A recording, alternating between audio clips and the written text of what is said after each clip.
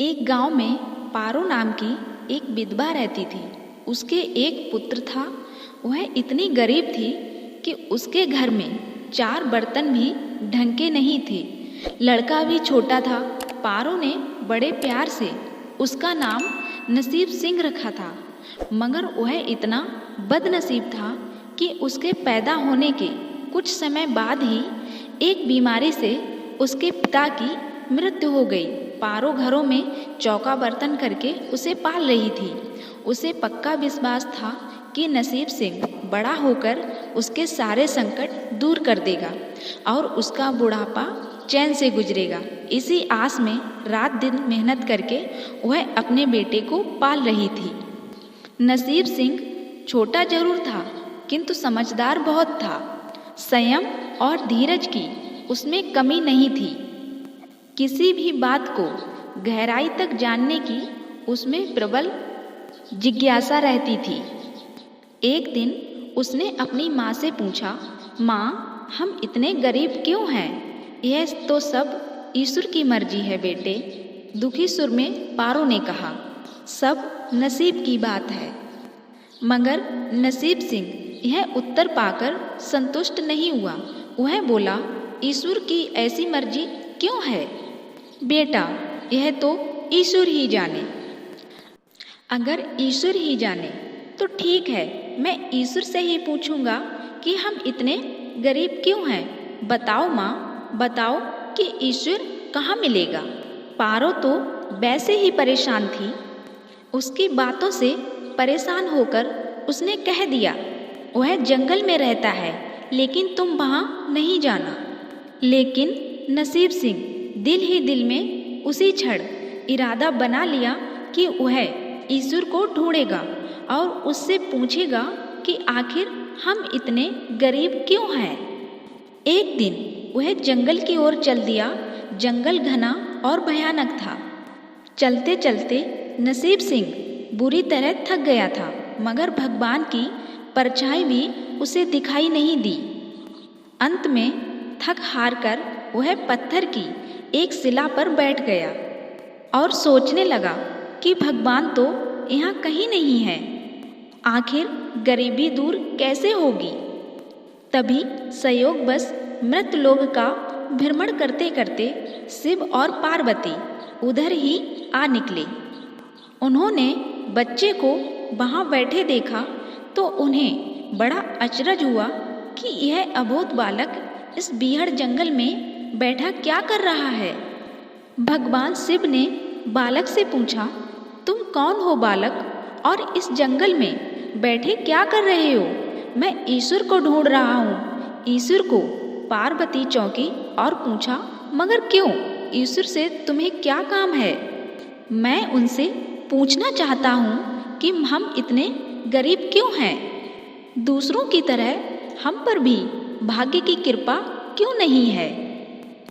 नसीब सिंह ने बिना डरे ही उत्तर दिया। माँ पार्वती और भगवान शिव उस बच्चे का साहस देखकर बहुत ही प्रसन्न हुए। माँ पार्वती तो करुणा का सागर हैं। उन्हें उस बच्चे पर बड़ी दया आई और भगवान शिव से बोली, प्रभु, इस बालक का कुछ कीजिए। हम कुछ नहीं कर सकते पार्वती, क्योंकि इसके भाग्य में यही सब लिखा है। भाग्य देवता के लेख के अनुसार इसे ऐसा ही जीवन भोगना है। नहीं नहीं स्वामी, आपको कुछ करना ही होगा। माँ पार्वती हट करने लगी। जिद ना करो पार्वती, यदि हम उसे कुछ दे भी देंगे तो वह इसके पास नहीं रुकेगा। इसे वैसा ही जीवन जीने दो जैसा भाग्यदेव चाहते हैं। नहीं प्रभु, इसकी गरीबी दूर करने के लिए आपको इस पर कृपा करनी ही होगी। जब माँ पार्वती जिद करने लगी तो भगवान भोले शंकर ने बच्चे को एक हार दे दिया। हार पाकर नसीब सिंह बहुत प्रसन्न हुआ और खुशी खुशी अपने घर को चल दिया। माँ पार्वती खुश थी कि उन्होंने एक अबोध बालक की मदद की और अब उसके दिन सुख के कटेंगे। लेकिन भोले बाबा जानते थे कि यह हार उसके पास नहीं रुकेगा। चलते चलते नसीब सिंह के पेट में अचानक दर्द उठा और वह जंगल के इधर उधर देखने लगा। उसने भगवान शिव का दिया हुआ हार पत्थर की एक शिला पर रख दिया और झाड़ियों के पीछे चला गया। किंतु तभी एक चील कहीं से उड़ती हुई आई और उस हार को उड़ाकर ले गई। अरे मेरा हार! सब कुछ भूलकर लड़का चील के पीछे भागा, मगर कब तक वह चील का पीछा करता, कैसे पकड़ता उसे।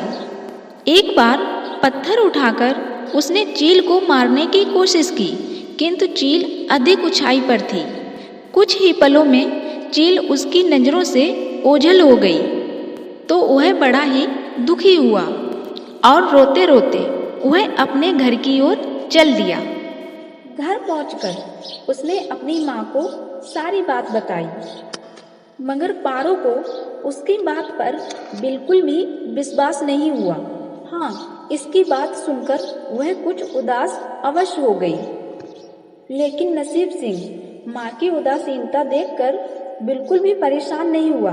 उसने मन ही मन में निर्णय लिया कि वह कल फिर वहीं जाएगा और भगवान शिव पार्वती को अपनी विपदा सुनाएगा।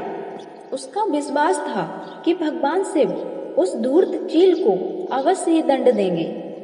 भगवान शिव ने पार्वती से कहा, देखो उसके पास कल वाला हार नहीं रहा, उसे एक चील ले गई है और दूसरा हार पाने के लिए, उस चील को दंड दिलवाने के लिए यह लड़का आज फिर आया है।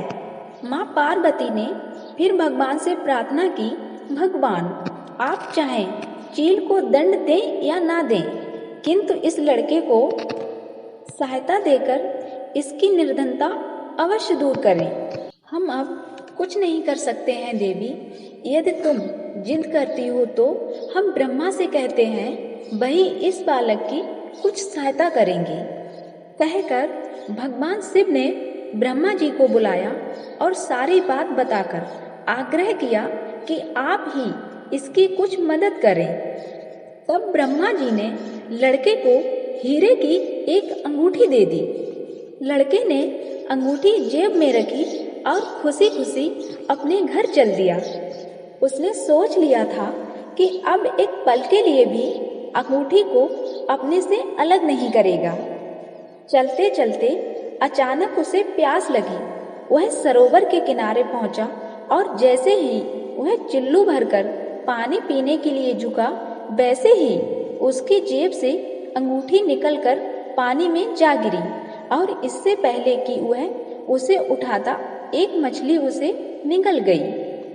भाग्य बहादुर फिर रोते रोते घर आया और माँ को सारी बात बताई।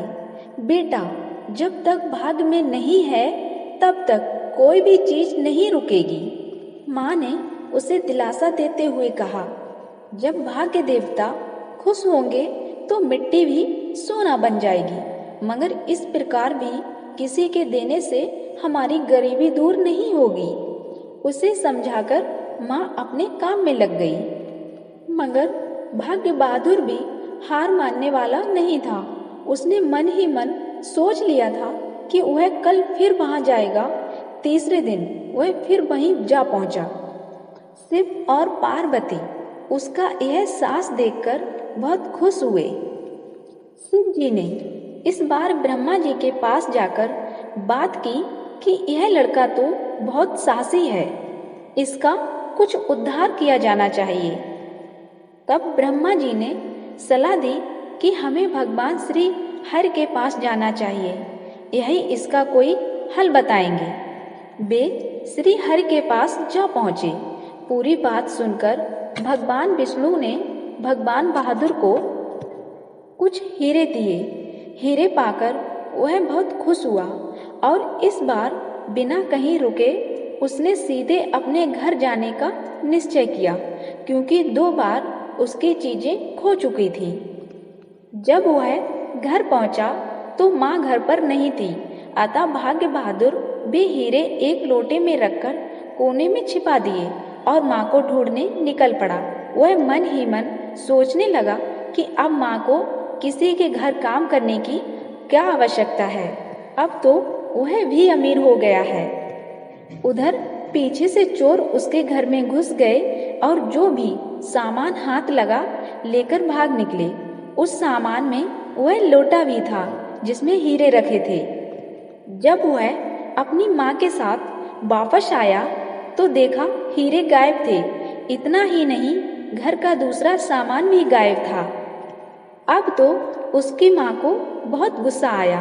वह बोली, क्यों मुझे नई नई कहानियाँ सुनाकर पागल बनाता रहता है। सारा दिन आवारा की तरह इधर उधर भटकता रहता है और शाम को पिटाई के डर से कोई नई कहानी सुना देता है।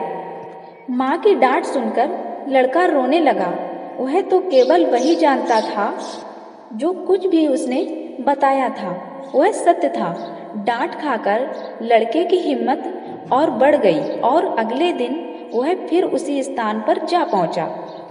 भगवान भोले शंकर सोचने लगे कि इस पर इतनी मुसीबतें पड़ी लेकिन इसने हिम्मत नहीं हारी। इस बात से वह बहुत ही प्रसन्न हुए और भाग्य की देवी के पास जाकर बोले, यह लड़का बहुत हिम्मती और साहसी और धीरज वाला है। ऐसा व्यक्ति अभागा नहीं हो सकता, इसे कुछ दे दो। आज्ञा पाकर भाग्य देवी ने भाग्य बहादुर को सोने का एक सिक्का दिया। सिक्का लेकर भाग्य बहादुर खुशी खुशी अपने घर को चल दिया। जब उसने घर जाकर वह सिक्का अपनी माँ को दिया तो उसकी माँ बहुत खुश हुई क्योंकि उन पर अब भाग्य देवी की कृपा हो गई थी। अतः सारे काम ही अपने आप शुभ होने लगे थे। दूसरे दिन ही एक मछली वाला उनके गांव में मछली बेचने आया तो लड़के ने वही सिक्का देकर मछली खरीद ली। उसकी माँ ने मछली का पेट चीरा तो वह अंगूठी निकली जो ब्रह्मदेव ने उसे दी थी, जो उसकी जेब से तालाब में गिर गई थी। माँ ने अंगूठी संभाल कर रख ली और भाग्य बहादुर से बोली, जा बेटा जंगल से थोड़ी लकड़ियाँ ले आ, आज घर में ईंधन बिल्कुल नहीं है। लड़का कुल्हाड़ी लेकर जंगल की ओर चल दिया। वहां जाकर जिस पेड़ पर लकड़ी काटने के लिए चढ़ा वहां उसी चील का घोंसला था जो हार उड़ा कर ले गई थी। लड़के ने देखा कि चील आसपास कहीं नहीं थी। भाग्य बहादुर ने अपना हार उठा लिया और जो भी थोड़ी बहुत लकड़ियां पेड़ के नीचे पड़ी थी वही उठाकर घर की ओर चल दिया। माँ हार पाकर बहुत खुश हुई। अब तो देखते ही देखते उनके दिन बदल गए। घर में किसी चीज का भी अभाव नहीं रहा। फिर भगवान की कुछ ऐसी करनी हुई कि जो चोर उसके घर में हीरे चुरा कर ले गए थे उन्हें सपने में महादेव ने चेतावनी दी कि जो हीरे उस लड़के के घर से चुरा कर लाए थे वे तुरंत वापस कर दो वरना तुम्हारा सर्वनाश कर दूंगा। चोर उसी दिन हीरे उसके घर वापस दे गए और अपनी गलती के लिए माफी भी मांगी। इसी प्रकार उस अभागे का भाग्य भी चमक उठा।